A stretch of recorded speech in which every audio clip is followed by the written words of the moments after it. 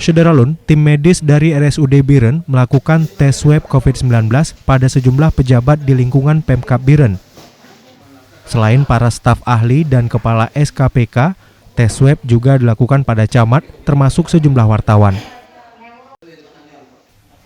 Proses swab berlangsung di salah satu ruangan kantor TP PKK Biren yang bersebelahan dengan pendopo Bupati Biren. Tindakan ini dilakukan untuk memutus mata rantai menyusul status positif corona terhadap Bupati Biren Muzakar Agani.